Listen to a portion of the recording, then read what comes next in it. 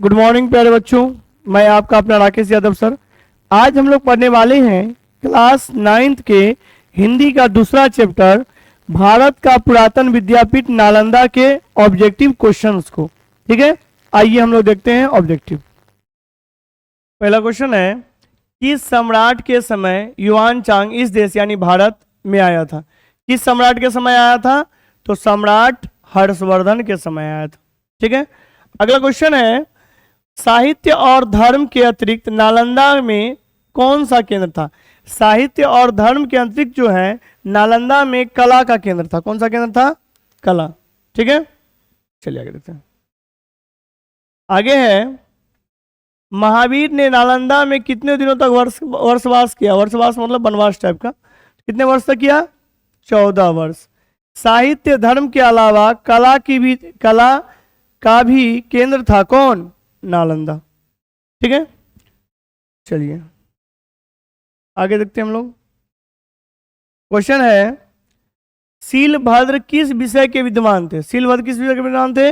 योगशाला के, योग शास्त्र के, सॉरी योग शास्त्र। लामा तारानाथ कौन थे? लामा तारानाथ जो थे तिब्बत के इतिहासकार थे, तिब्बत के विद्वान थे। ठीक है, चलिए आगे। आगे है, भारत का पुरातन विद्यापीठ नालंदा के लेखक कौन है?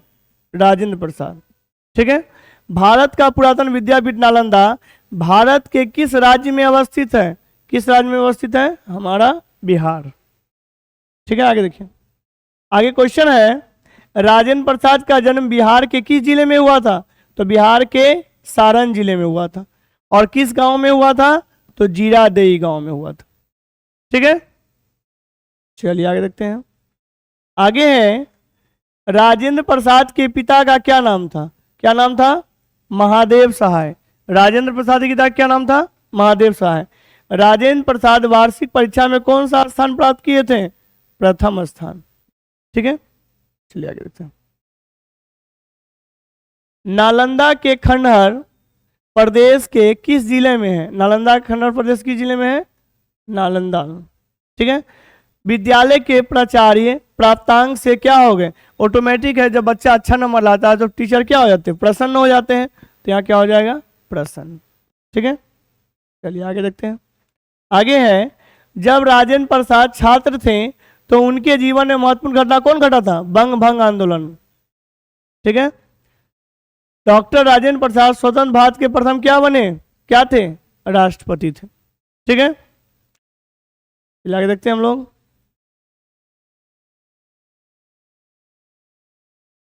जैन ग्रंथों के अनुसार महावीर और आचार्य मेखली पुत्र की भेंट कहाँ पे हुई थी? नालंदा में हुई थी। ठीक है, तिब्बत के विद्वान इतिहासकार लेखक लामा तारानाथ ने नालंदा को किसकी जन्मभूमि कहा था? सारी पुत्र की जन्मभूमि कहा था। ठीक है, चलिए आगे देखते हैं।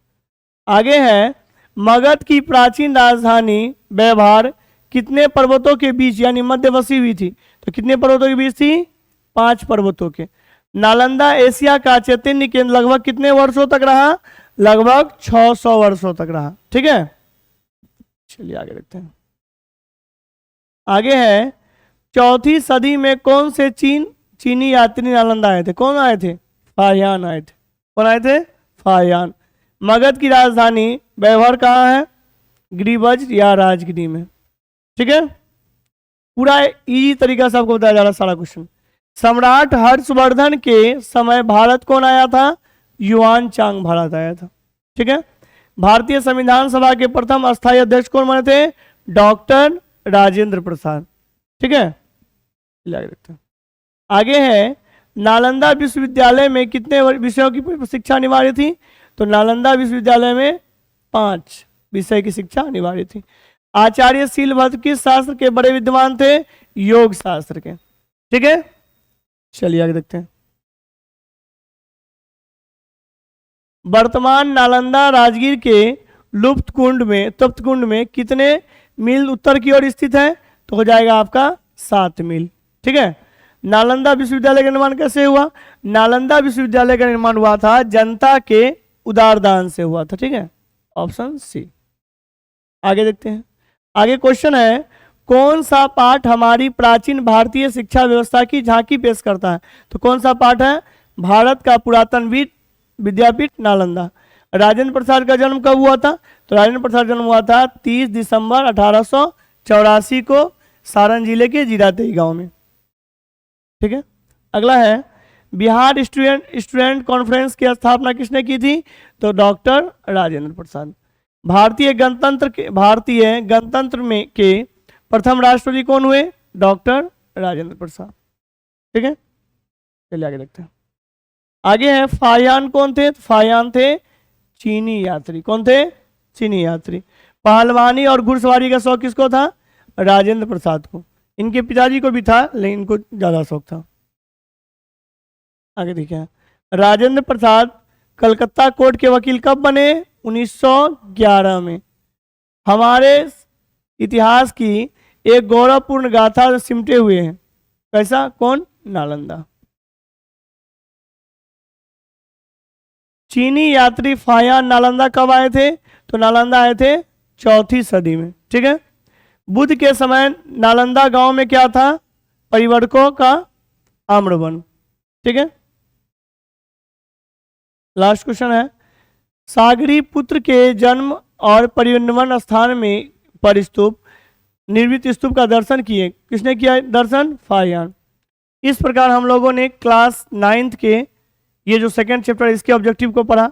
नेक्स्ट वीडियो में आगे चैप्टर के बारे में पढ़ेंगे, इसके क्वेश्चन आंसर को पढ़ेंगे। जो भी बच्चे मेरे वीडियो को देख रहे हैं मेरे चैनल को लाइक करें, सब्सक्राइब करें, दोस्तों को भी शेयर करें। जय हिंद, जय भारत।